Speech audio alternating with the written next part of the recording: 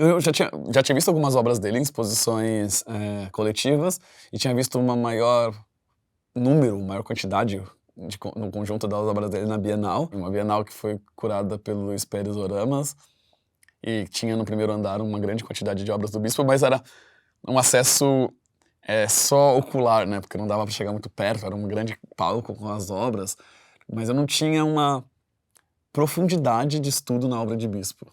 Assim, de falar, não, eu conheço a obra de Bispo. Eu conhecia fragmentos, fagulhas da obra de Bispo. E durante esse processo eu pude entrar no acervo do Museu do Bispo do Rosário, ver as obras. Então, foi meu primeiro contato profundo, vertical e de corpo e alma no processo do Bispo. É muito interessante porque esse processo de construção do trabalho, que vem há mais de um ano, de pesquisa, de troca com o Ricardo e com a Diana, inaugurou um novo processo no meu jeito de fazer, porque eu sempre desenhei, e desenho é uma das mídias e linguagens que eu mais repito nos meus trabalhos, de formas distintas, mas eu nunca tinha desenhado adicionando outros elementos, sejam elementos tridimensionais, como está no trabalho, ou elementos da pintura, que também está nesse trabalho do desenho que eu apresento aqui, que eu vou pedir louvação para quem deve ser louvado. Então, eu consigo relacionar pouco com o que eu fazia, porque eu acho que foi realmente um encontro muito frutífero com o Bispo, assim, que foi disruptivo para minha forma de interpretar e de construir meu próprio trabalho. Então é difícil eu conseguir traçar uma relação com o que eu já fazia, porque eu acho que tem sim um lastro, principalmente na linguagem desenho e na ideia de reinterpretar também o candomblé a partir de um duplo violência e resistência, mas ao mesmo tempo ele está muito mais poético, no sentido de não ser uma apresentação das coisas, e sim ser uma interpretação das coisas e uma composição com essas interpretações.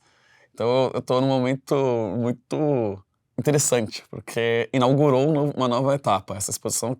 Tanto que as pessoas que conhecem o meu trabalho, quando virem o trabalho aqui, vão tomar um choque, assim, porque vão ver uma coisa totalmente distinta, mas que guarda uma pequena referência do que eu faço. Mas eu acho que, pensando conceitualmente, tá na questão de entender as imagens ditas populares, ou as imagens de uso popular, e interpretar elas, trazendo para uma esfera da arte contemporânea que se diz não popular, mas que eu cada vez mais quero popularizar, e eu acho que essa exposição do Bispo traz isso, popular no sentido não pejorativo, mas popular no sentido de estar junto com as coisas do mundo.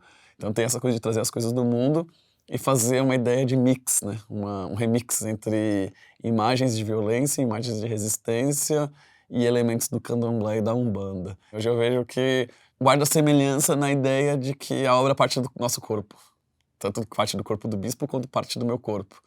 E dois corpos de homens negros, negligenciados pelo Estado, mas que ao mesmo tempo não querem tematizar isso de um jeito mais óbvio, do jeito que se espera de pessoas pretas violentadas. Querem reprocessar isso de um jeito que apresente uma fricção na linguagem, né? Uma fricção na linguagem de arte contemporânea brasileira. E, para além disso, são obras que partem de uma ideia de religiosidade, né? Uma ideia de transcendência, desculpe, uma ideia de destruir os conceitos primeiros dos materiais para construir um novo conceito. Então eu acho que eu vejo muito nisso, assim, quando o Bispo, por exemplo, utiliza um barco para fazer um trabalho, dá para perceber que não é só uma questão de um barco no sentido físico do barco, mas também no sentido de transporte, né? De estar transportando para um outro lugar, onde eu vou pensar o reprocessamento dos barcos e das caravelas também para destruir essa ideia de transporte.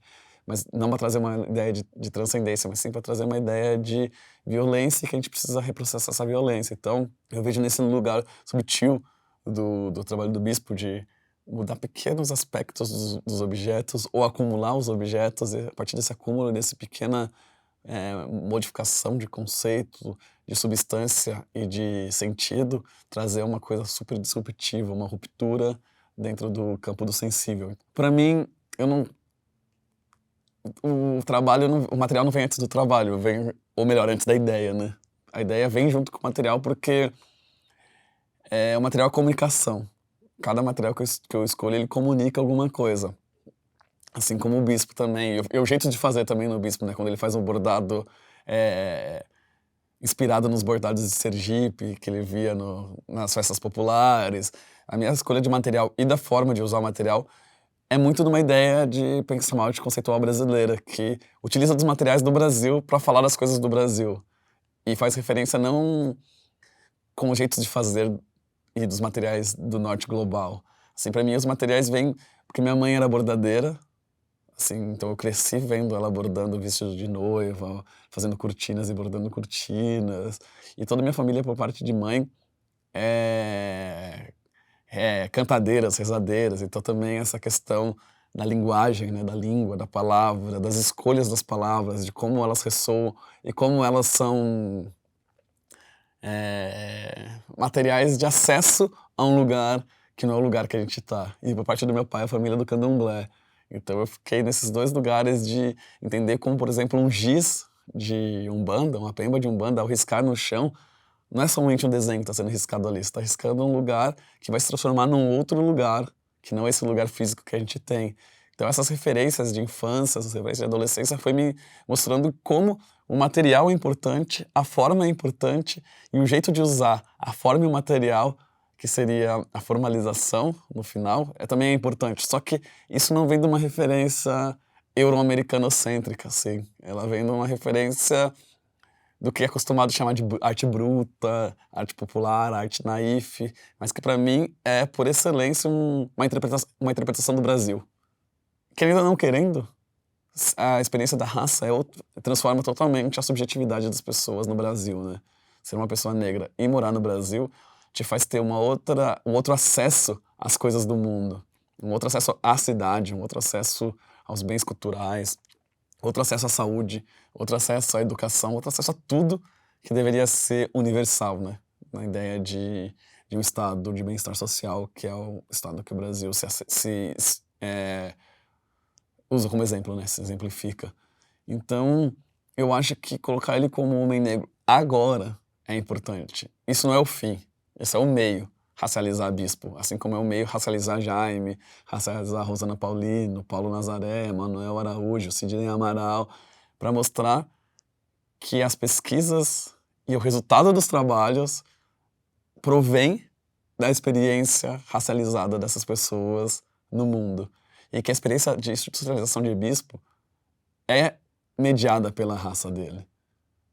Assim, isso é óbvio, e também é óbvio que não aceitavam ele como um homem negro porque não queriam invisibilizar, né? Imagine um homem negro institucionalizado produzindo essa obra maravilhosa, rica e potente que o bispo produz. O Brasil não queria uma coisa dessa, é um projeto, né? Não é um deslize, é uma intenção não racializar o bispo do Rosário. E aqui eu não estou falando anacronicamente, sabe? Porque a gente está falando de bispo questão de 30, 40 anos atrás, já tínhamos ferramentas, não é então questão de 100 anos atrás, já tínhamos ferramentas sociais, né? Para poder colocar essa racialização dele como algo importante para sua produção, para sua institucionalização e para as violências atrozes que ele sofreu. Então, resgatar isso, eu escrevi a Enciclopédia Negra, junto com a Lili Schwartz e com o Flávio Gomes, a gente fala muito que a pessoa negra morre duas vezes, né? Uma em vida e outra em memória. E a gente está resgatando a memória de Bispo, e a memória de Bispo enquanto um homem negro, que ele influenciou os artistas contemporâneos negros, é resgatar uma parte da morte dele, sabe? É resgatar ele no lugar de referência e no lugar do primeiro, ou um dos primeiros artistas negros que tiveram uma produção extensa e tão importante para uma história da arte brasileira e também para uma história da arte internacional.